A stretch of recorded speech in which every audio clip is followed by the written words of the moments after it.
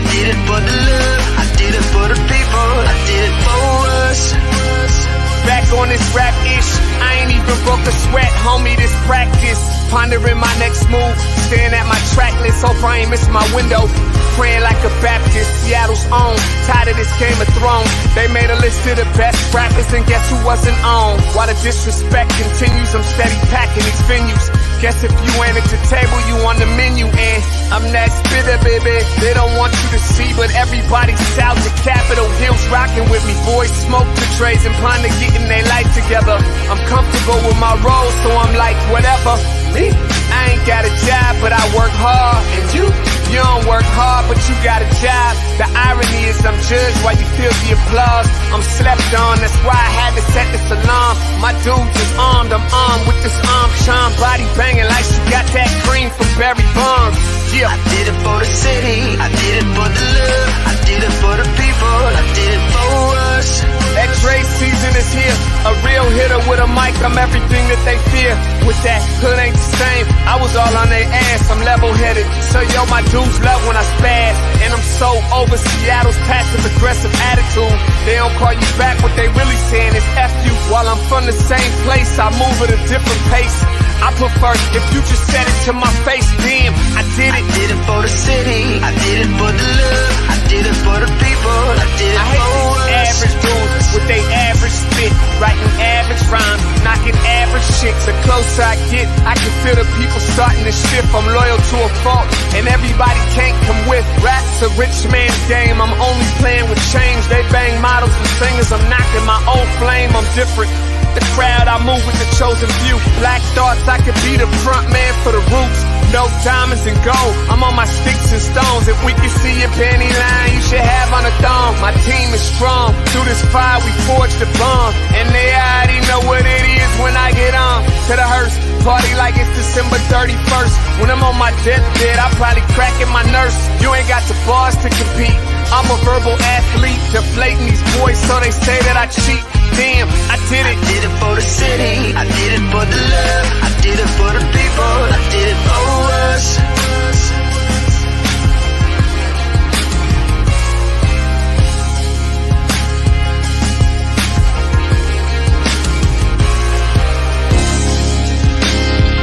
Yeah. I should probably start by apologizing for the long wait, man. You know, I know I be tripping. But I'm not just a rapper, I'm an artist. And, you know, my creative process is a little bit different than most. Nonetheless, I want to welcome everybody out to the Dre's Experience. I got TCF in the building. My whole camp's here with me. I got the band in here laying this cool-ass vibe. And I'm Seattle's own. Let's get into it. On October 23rd, we unveiled the new Converge Media Studios to Stephanie Johnson Tolliver of the Black Heritage Society of Washington State, who along with Damon Brown of Creative Lou, designed our interview wall with epic images of Seattle's Black community of yesteryear from the late Al Smith's photography collection at Mohi. We often speak about our past, our community, our culture, our traditions. Though times have changed for us here in the Emerald City, Converge Media is firmly rooted in our history and grounded in our legacy while focused on the future. We want to say thank you to all of you who support Converge Media. Just know that you are the difference. You made this studio possible, and because of you, we continue to grow and thrive in our purpose. So be on the lookout for new, impactful, and educational programming from Converge Media. And remember, Black media matters. All right, good morning. Welcome to the Morning Update Show. Back here live in our studios in downtown Seattle. My name is Omari Salisbury. Joined today by Jake Grambrot. Good morning. Feel like long time no see. Long time no see here in this studio, though. Indeed. I think it's almost 8-9 days. Yeah. This is the longest we've been out of studio for a while. How you feeling? I feel good. Yeah. Yeah, I feel good. That was such a transformational trip down there to Belize, and of course we'll be talking about that today, amongst other things. Talking about it for a while. We got a lot of footage. Speaking of a lot of footage, you got a lot of footage down there. Yeah, I mean, that's the thing about going back through footage and cataloging things. You're essentially just kind of reliving every day. And we clocked a lot of activities and documentation of what we were doing down there. So there's a lot to unpack. Yeah, and so for people wondering out there, when I said we were on vacation, that was definitely a working Oh yeah. a working vacation. Like our days were packed, my friend. Like 9 a.m. to 9 p.m. But we're gonna get more into that. We'll talk about that a little bit more here with Jake this morning. Also, it was crazy last week because just hours before we were departing, my mom was assaulted just right like 100 feet here from the studio. So we'll talk about that as well and some other headlines. But first of all, let me dive right into it. Want to welcome you to the Morning Update Show and remind you that right now is the perfect time for you to tag and share the stream. Tag and share the stream with people who you feel would appreciate culturally relevant news and information emanating from right here in the Emerald City. Want to give a big shout out to our partners over at the South Seattle Emerald and KBCS 91.3 over at Bellevue College. A reminder that you can listen to the Morning Update Show anywhere that you listen to your favorite podcast. Then you got SoundCloud. There it is. SoundCloud's up there on the screen, but you can also find us on Google, Spotify, and iTunes. All you have to do is search Converge Media Network. Also, a reminder to you that the COVID-19 vaccine, and maybe we'll talk a little bit about this as well. COVID-19 vaccine is readily available right here in Martin Luther King County. We're going to put a link in the comments over there. If you need to get vaccinated or you need a booster shot or you need a test, and we found out all about the testing, right, and traveling, you can click the link right there and get more information on that. You can also, if you still have questions as well, a lot of vaccine hesitancy that's out there. We're leaving a lot of space and grace for that. You can find questions or answers and things like that on that website. Also, reach out to us. We've been talking to people about vaccine hesitancy. Send me an email, omari@whereweconverge.com. Speaking of COVID-19 and everything else, now it's the Omicron variant. So it's a new thing. And, man, people are shutting their borders literally to 7 African nations. And, the government of South Africa is crying foul because they're like, yo, we did our job and warned the world, like, hey, we're seeing a variant. People are closing their borders over there. And what the African countries are saying is like, yo, maybe closing the borders isn't always the answer. Maybe they should have access to more vaccine. Absolutely. I've seen that talk and I hear that talk and I completely understand that talk. It seems as if we were so quick to immediately shut down borders, but we've still got a long way to go just within our own country as far as figuring out the vaccinations and getting people up to speed on that. And even if you're not somebody who is down to get vaccinated, we've had to in the last couple of weeks get tested multiple times just to be able to travel. And I think even just within responsibly, being a citizen of the city in this country is like even just getting tested to make sure that you're good. Yeah, no, for sure. And I mean, we oftentimes we're looking at COVID-19 in a very local sense. Like, I mean, you would, but I mean, this is something that's impacting here globally. And you got to remember, there's so much vaccine that's created. I remember we did a story a few months ago where Canada has enough vaccine to vaccinate each person 5 times. That's how much they've purchased and everything else. But for people, I mean, this is really an interconnected society that we're living in here. It's really a global society. I mean, we really need to look at how do we get other countries vaccinated as well, because we can't just keep opening borders, closing borders. Absolutely. I agree with that. All right. Moving on, some sad news that's coming out of the world of fashion. And really out of the world of entrepreneurship as well. And man, this hit a lot of people hard yesterday.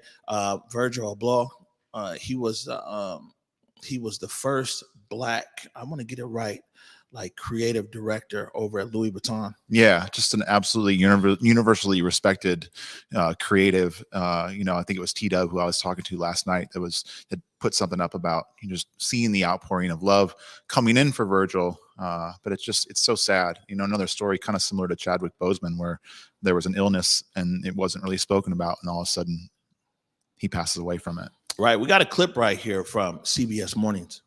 This morning, we're remembering fashion designer Virgil Abloh. Abloh was a groundbreaking streetwear artist who became the first Black man to be an artistic director for Louis Vuitton. He was just 41 years old when he died yesterday of cancer. Tributes are pouring in from other big names in the fashion and entertainment industry. Our national correspondent, Jerika Duncan, has more on Abloh's lasting impact, which came from his firm belief in his own talent. Those things that hold you back from sort of executing on your dream are myths. For Virgil Abloh, there was plenty that could have held him back. The first-generation American whose parents immigrated from Ghana had no formal fashion training. Instead, he graduated with an engineering degree and a master's in architecture. I did not ever think that I could be a designer with a capital D because no one looked like me, just plain and simple. It was after meeting and working with Kanye West, now known as Ye, that Abloh became a staple in fashion. His designs were on the cover of magazines, down the wedding aisle, and even on the tennis court. And just months ago, Abloh became the most powerful black executive at one of the most powerful luxury brands when his own label, Off-White, was acquired by Louis Vuitton's parent company. Being at Vuitton, I think it's super profound on a business and CEO and management levels. Like, if you find a creative that's passionate, they will carry the baton. But Abloh was an artist beyond just high fashion. He worked on sneakers, water bottles, art exhibits, and even spent time as a DJ. I hope that through my narrative, people see that in themselves, that anything is achievable and there's different genres are just made to be jumped over. He put that hope into action by creating a $1 million scholarship fund to bring more black students into the fashion industry. Let's make the world that we wanted to see. Like, I'm legitimately like, who can we empower next?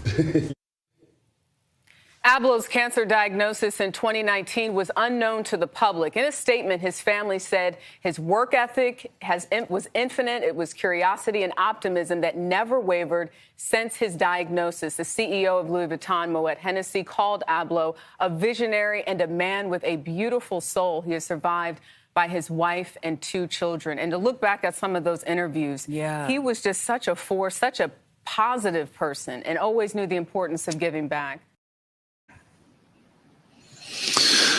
A visionary and a beautiful soul. That's a great description, and one that you would always hope to have in one's passing. But 41 years old, cancer, it just seems really unfair.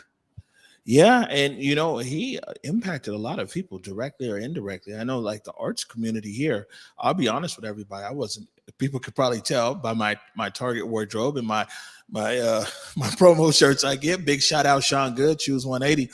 You know, I'm not a big fashion head, so I was totally unaware of him and his work and everything else. But I look at everybody else who's in the art world and things in fashion and like, wow. Yeah, he's definitely one of those, if you know, kind of individuals. And it was, really cool to see. If you go through comments on, the last Instagram post that was posted, you always have a chance to see the way that people memorialize somebody's life in those comments, and they were just coming from all over the place. So it's really unfortunate. It's a creative soul gone too soon, but hopefully that $1 million scholarship that they spoke about in that piece right there is something that's able to live on too. I got a feeling it's going to get much bigger. Want to throw a reminder in here. I know we got a commercial on this later in the show, but the Kwanzaa Awards, we'll go ahead and put the link in the comments right now. We've only got 2 days left. Today's what, the 29th? Yeah. So tomorrow is the last day that you can nominate your favorite Black business organization or nonprofit for a Kwanzaa Award. I know you frequent a lot of Black businesses, organizations, hang with the nonprofits. Great opportunity to nominate them and uplift them for a Kwanzaa Award. Indeed. Good stuff. All right. Something that you can relate to here. I mean, you relate to everything, but something you can relate to here firsthand. We got a short video right here of when we landed. This is November 19th, when we landed in Belize City, Belize. You're not in the video because you were shooting video and pictures, but we'll go and play this real quick. Welcome to Belize, man. Feeling great, and it's warm, and I'm dressed for the weather, and I'm ready to get it in. Woo! Man, it was a great flight. Alaska Airlines treated us real good, very comfortable, man. Came from cold and rain to 80 degrees, man. Looking forward to the rest of the trip. Welcome to Belize, everybody. You already know we just landed in Belize. Shout out to my guy KJ down in Debonair Port, keeping us fresh. Great, nice and warm, it's beautiful, feels good. I feel amazing. It's humid, it's beautiful. It's like a gracious welcome. I'm so excited to see the rest of this trip has been going. Production in the building. The production's in the building. Welcome to Belize. How's it feel?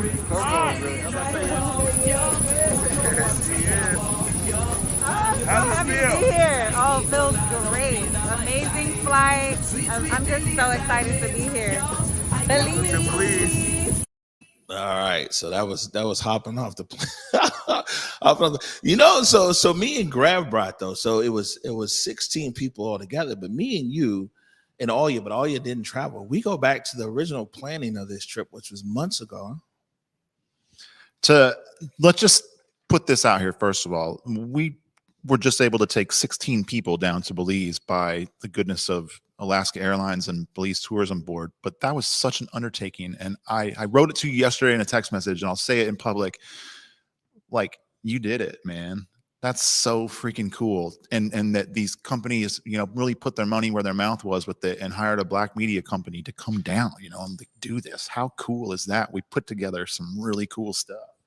Yeah, no, I mean, you know, teamwork makes the dream work, and definitely a heavy lift, but I mean, it was well worth the effort, and excited for people to kind of see all the different stuff that we got going, coming out of there. And you know, there was seven altogether. 6 people got their passport for the first time, and it was 7 people altogether the first time out the country.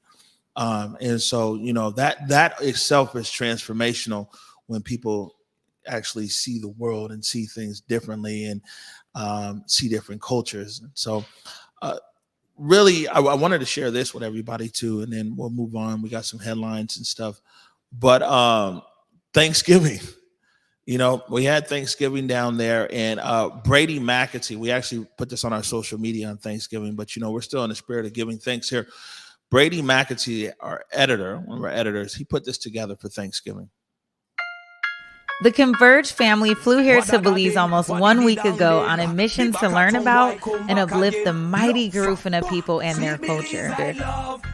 In the days since we landed, not only have we been immersed in a rich cultural vibrancy, we've braved the surf and dug the sand and ascended to bear witness in ancient cultures and live like true Belizeans. The art, the legacy, the peace, the freedom,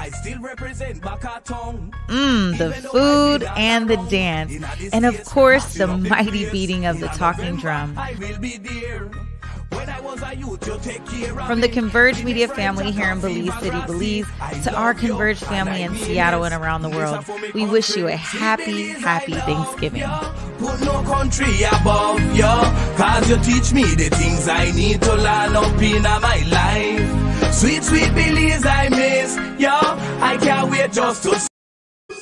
That was Julia Jesse, a clapback culture there on the voiceover, huh? Nice spot. Yeah, sounds good. Looks good. I mean, shoot, I know it was good. Good stuff. Good stuff. I got one more thing here. We're going to turn it to some more serious things. There was a lot of funky stuff happening, man, unfortunately, while we were gone. But something great yesterday, and people are always asking about him. So I got to catch up with Omi, not the variant, my son, Omi. Just for a few hours while we got here. He was on his way back to school in Chicago. Go ahead and put this up here. And so, yeah, he stopped by the studio yesterday. This was his first time seeing our iconic interview wall. And, you know, I got to spend some quality time with the young man. He's no longer burning down his, his struggle meals without the struggle. He got a cool little job out there and everything. So he's not struggling so much. But it's always good when he comes back. Yeah, I miss that guy. When's he coming back next? You know? Man, I don't know. We're gonna have to figure it out. I think he'll be back for a week over the break. That's a good kid right there. I wish that he could have gone, but I'm gonna see him when he comes back next time. I wish he could have gone too. We're gonna take a quick break right now. We come back. We're on to some more serious headlines here across the city of Seattle. You're watching the Morning Update Show.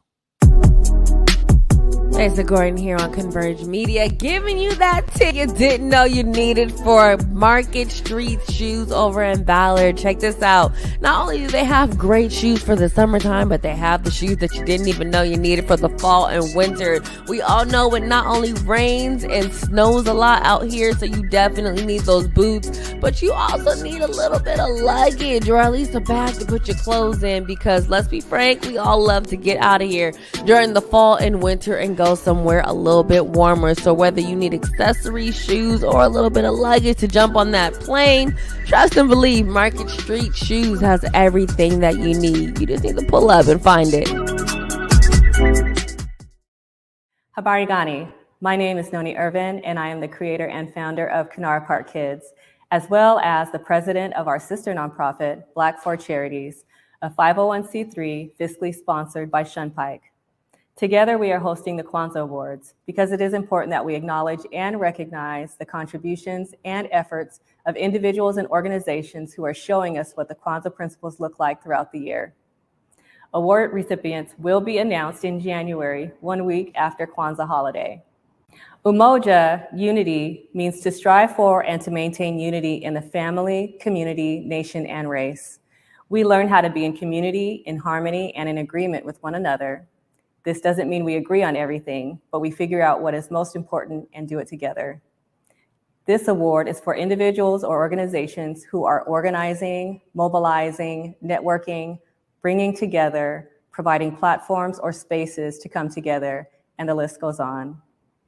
The nomination window is open October 1st to November 30th, and yes, you can submit more than one nomination. Eligibility is simple. Individual award recipients must identify as Black, African American, or Pan-African, and organization award recipients must be 100% Black owned if for-profit, or 100% Black led if nonprofit. Visit us at www.canaraparkkids.com and select Kwanzaa Awards from the homepage or the main menu.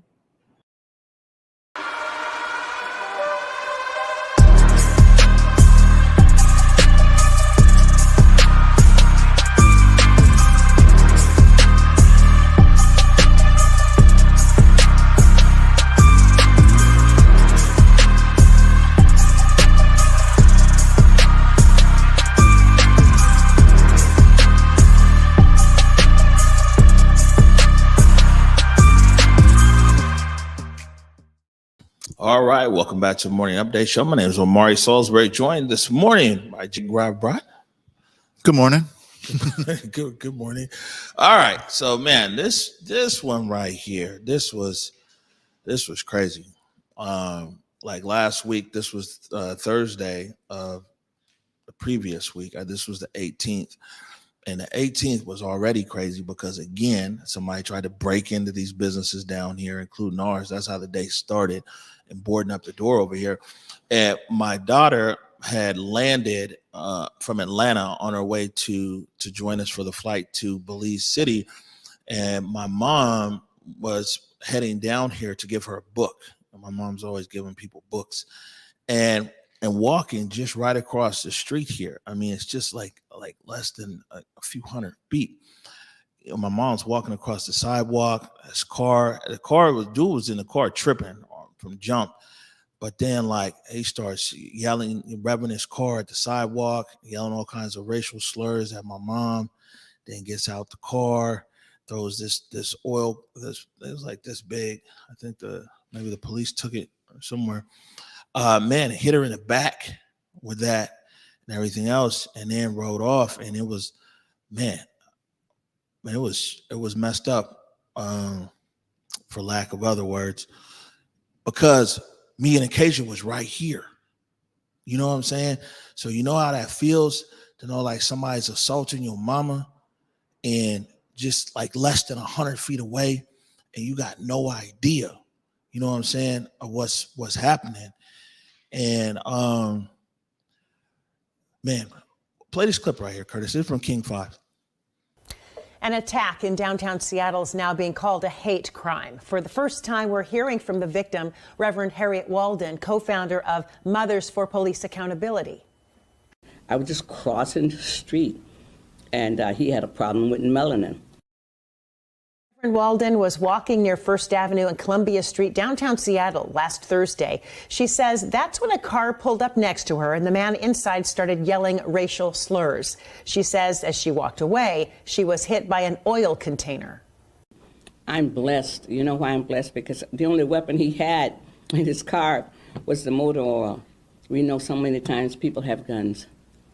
And so, I'm here today. No obituary needed.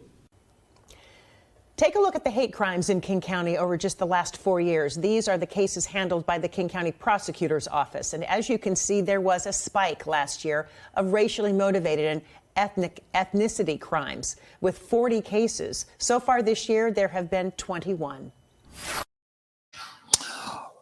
Man, so,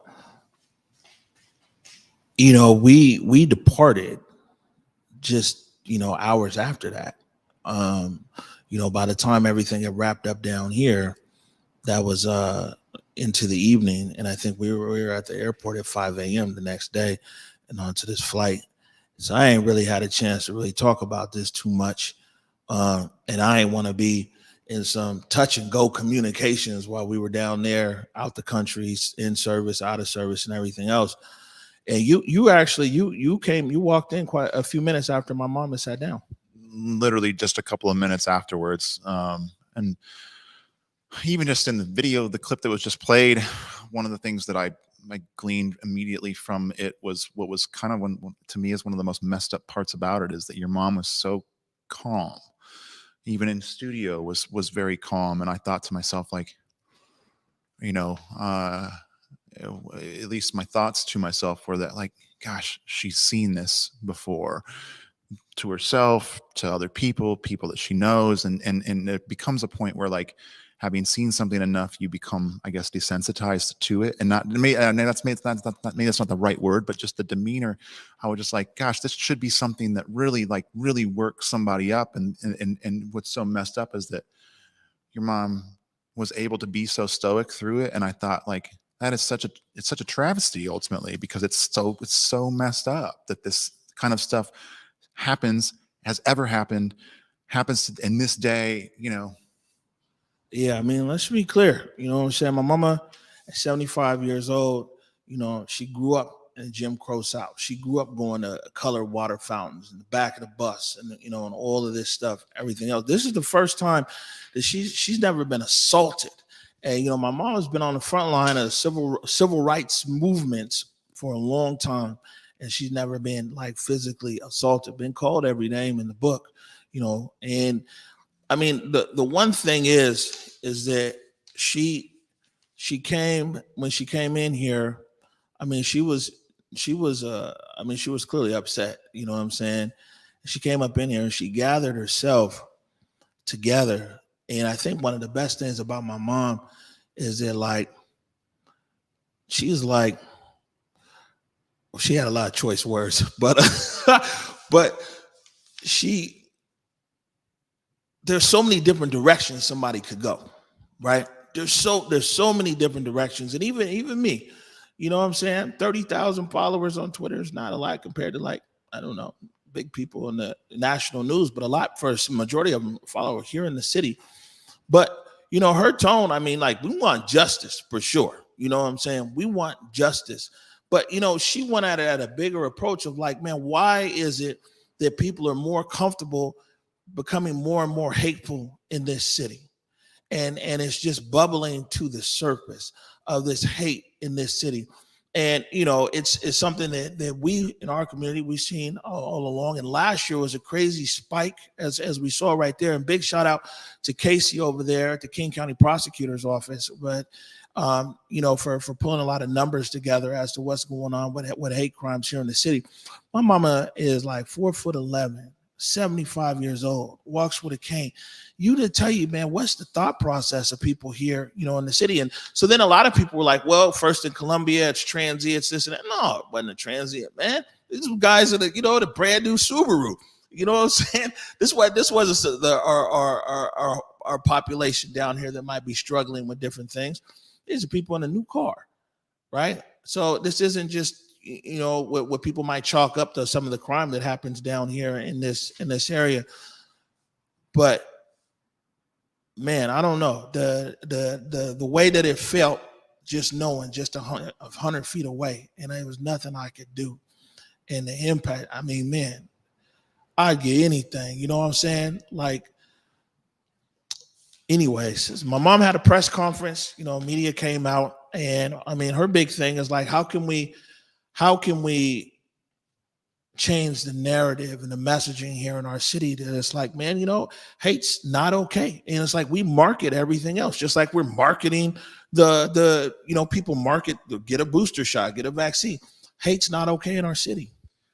Absolutely. And I just want to clarify, I hope that it came across as such, that there no downplaying of what just happened to, you know, Mama Walden. Like, her stoicness is just a part of her demeanor, and her she's such a strong, incredible woman. But man, I mean, we were feeling it that day. I remember coming in and immediately being like what was, you know, can we go out and do anything about it? And by that point it was already past. But you know, obviously we love you so much here at Converge, and you literally are family. So thank you for all the work that you do and continue to do, and the way that you continue to shine light on subjects that are not always very easy, Mama Walden. We love you. Yeah, and so this building, our camera here, we only got we could see her walking across First Avenue. By then, this altercation had already happened, so our camera only got a part of it. The Coleman building here, Unicorn, the Seattle Police Department, the Hate Crimes Unit, has reached out to them, and the other building owners over here. Of course, I was gone, so I need to get a follow-up with them to see what's going on.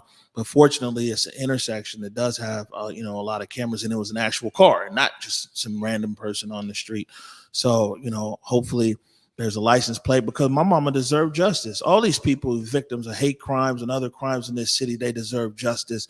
And, you know, calling to a higher standard, and you know, we want and in both. We want to call people to a higher standard in our city, and we want justice. You know what I'm saying? It's like, oh, we just want, we need to do better. We need to push back against hate and hateful activities, because it's growing here.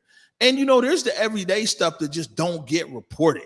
You know, I mean, because I walk downtown, I walk a lot. I'm trying to be like Grav brought over here, and I walk a lot, man. And the stuff that people say to me, or things that are not necessarily a crime, but it's so many things that are just, it's just hateful, you know, of what's happening here in our city. I don't know all the reasons why. I don't have the explanations or whatever, but we see that, man, a lot of people feel that it's okay to have all this bubble to the surface. And so one of the things I'm going to challenge my colleagues here, I got all these brilliant producers and directors and photojournalists here at Converge. Mama said that the media need to do more and make some PSAs and communicate about that. So for us here, I'm going to challenge my team here, see what we can come up with around this messaging, because, man, it's not all right. And dog, man, I'm glad my mama okay. You know what I'm saying? And like I said, to just be like, right, like, man, the crazy thing is too, is it's like, if it wasn't for people trying to break in down here, these doors would probably be open. You know what I'm saying?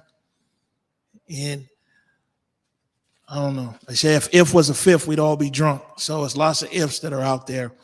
But, you know, like I said, my mom called a press conference. That was Tuesday. And, you know, I mean, a lot of the media picked up on it and everything else. And it's not all right. And this is something also I want to say as well, is that, yeah, I'm biased because that's my mom. I'm supposed to be. But, you know, also an elder. And Converge, we be in strong defense of our elders. Well before, years ago, you talked to the Central Area Senior Center. We stay in defense of our elders. You know, you talk to Age Friendly Seattle. We stay in defense of our elders. And, you know, this isn't also a crime against a Black person. There's a crime against our elders, some of our most cherished people in our society. And, man, it's not all right. And we're not going to rest till we get to the bottom of this. Absolutely. And I hope that we get to the bottom of it, because, as you said, and, you know, Mama Walden deserves justice, as does everybody who's been the victim of a hate crime. Yeah, no, for sure. We got a little bit of a short show here today. We just got back getting everything loaded in, but it's an important discussion. I think that when the time is right, we're gonna get my mom down here, and maybe we can get Casey from the prosecutor's office talk about some of these numbers, because until you're able to put a face on what's happening here, until you're able to put a face on it, a lot of people, it's like, it's just numbers. And one thing I will say is this, man, is that one thing that was really one positive thing that came out of this was like the overwhelming support from all kinds, because we're just coming out of an election too. The city is very polarized, man, from left, from right, from indifferent, from whatever.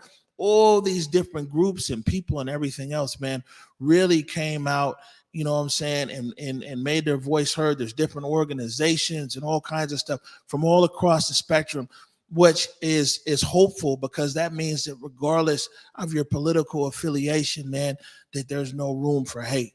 And so, it was really good to see so many different people from so many different groups and organizations come out and speak up.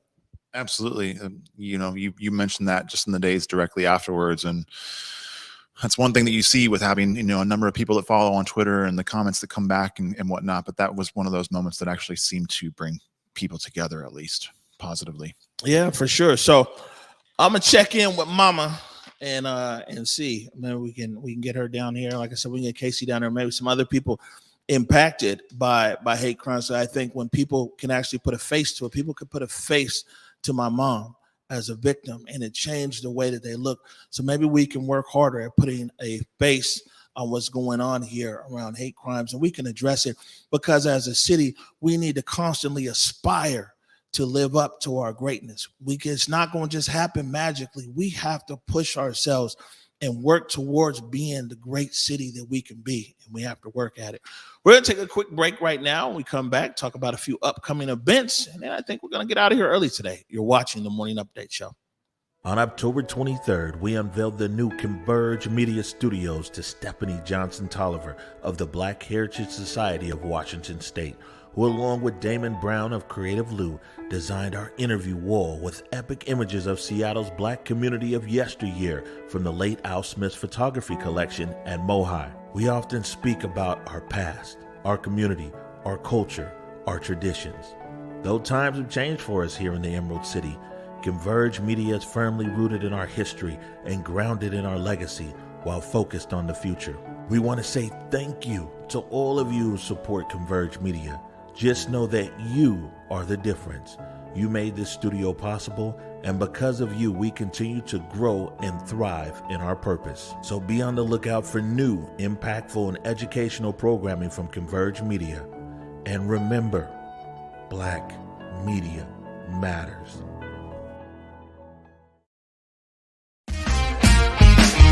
I did it for the city, I did it for the love, I did it for the people, I did it for us. Back on this rap ish, I ain't even broke a sweat, homie, this practice. Pondering my next move, staring at my track list, hope I ain't missing my window. Praying like a Baptist, Seattle's own, tired of this Game of Thrones. They made a list of the best rappers, and guess who wasn't on? While the disrespect continues, I'm steady packing these venues.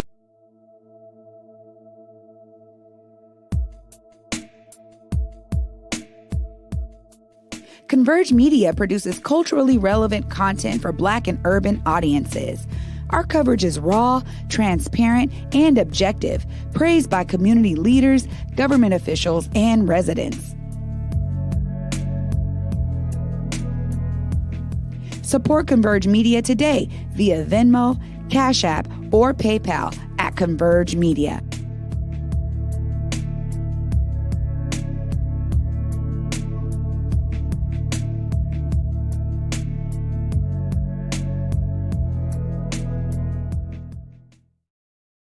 From Lincoln Center Theater that brought you The King and I and South Pacific comes a revival of the most perfect musical of all time, My Fair Lady. Playing the Paramount Theater December 28th to January 2nd. Tickets at stgpresents.com.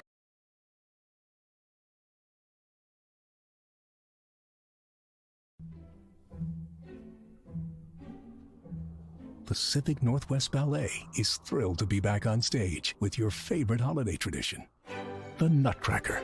Brighten your holidays with this timeless tale, performed by PNB's incredible company of dancers to the live magic of the PNB Orchestra, playing Tchaikovsky's classic score. Treat your loved ones to the Nutcracker at Seattle Center's McCaw Hall. Tickets and health and safety information at pnb.org. All right, welcome back to the Morning Update Show. And you see right there, Pacific Northwest Ballet, the Nutcracker. And I'll be honest with you, I saw the Nutcracker. It was 2 years ago now. It was actually down in Houston, Texas. And I took my young daughter, Victoria. She wanted to see the Nutcracker.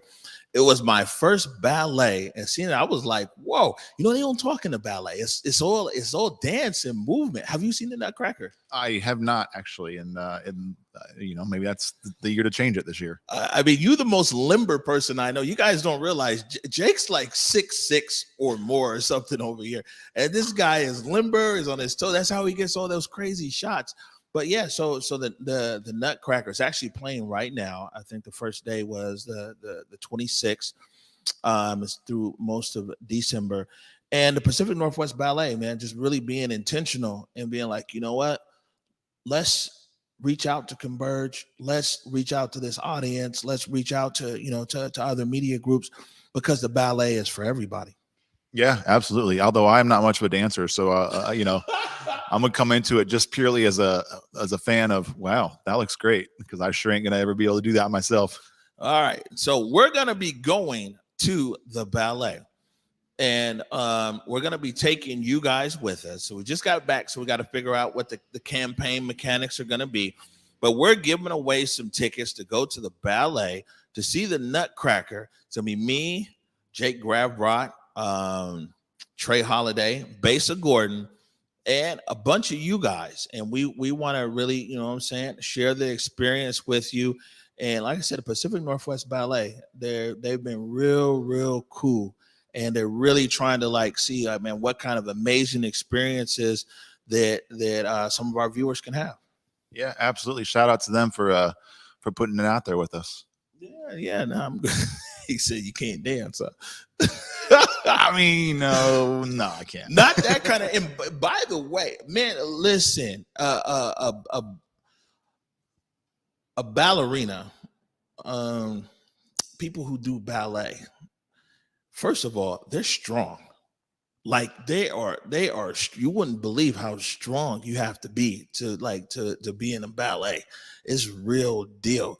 And then hella endurance too. They got so much endurance. It's a great show. Like I said, I never thought that I would see myself going to see the Nutcracker. I mean, it always looked cool. And you know, the Nutcracker, the different characters are probably some of the most notable things around Christmas season. Whether you've never seen it or not, you kind of know like the Nutcracker. But I never thought that I would go see it. Once I saw it with my daughter, you know, I'm like, yo, the ballet is cracking. You know, so it's a good thing. Nutcracking. Yeah, the ballet is nutcracking. There you heard it from Gravbrot first. So we'll be getting back to you guys in the next few days about ticket giveaways and everything else. Mr. Delgado, please put the link in the comments over there for people who want to go ahead and purchase tickets to the Nutcracker. They can go ahead and do that.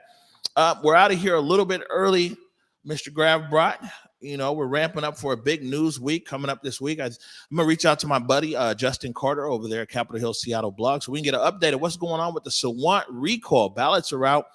The last thing I checked, we were down in Belize. It was a low turnout thus far. I think last thing I saw was like 16% of the eligible voters had voted. So we're going to get an update on the Sawant Recall, and then a few other things that I want to talk to you guys about. We'll talk more about it tomorrow, though. Some homicides that occurred, and we want to touch base on that, unfortunately. But then also on the flip side, uplifting a lot of Black businesses as well, and community events. I know that Salmon and Basa Gordon went over and checked in with KJ at Debonair Decor, so we'll probably be running with that tomorrow as well. So lots of stuff lined up this week.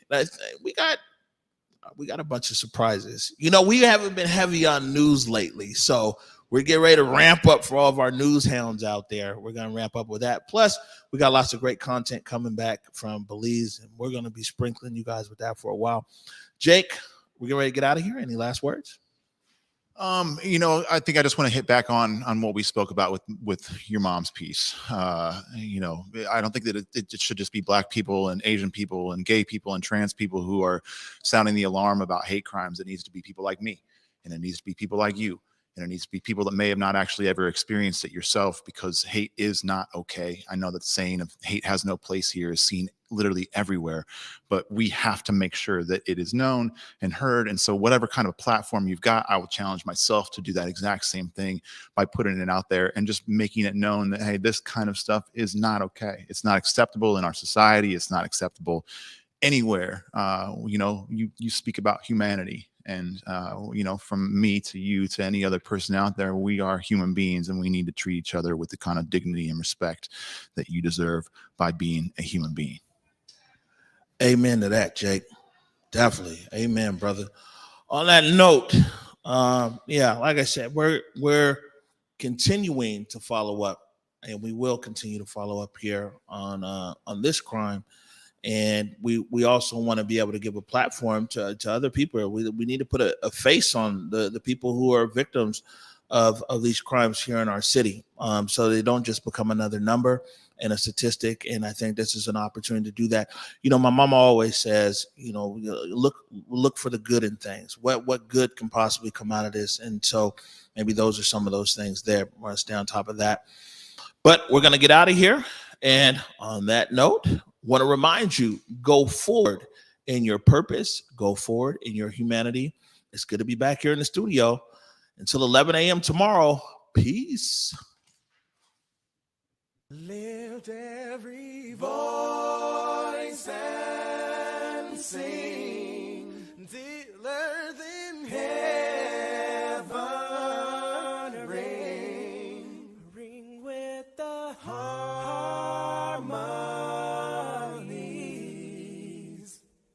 of liberty. Let our rejoicing rise as the listening skies. Let it resound loud as the rolling sea.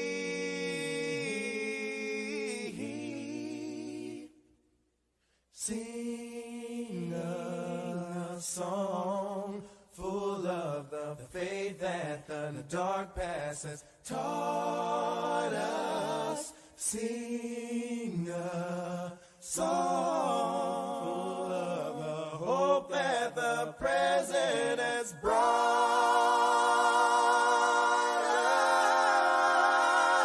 us.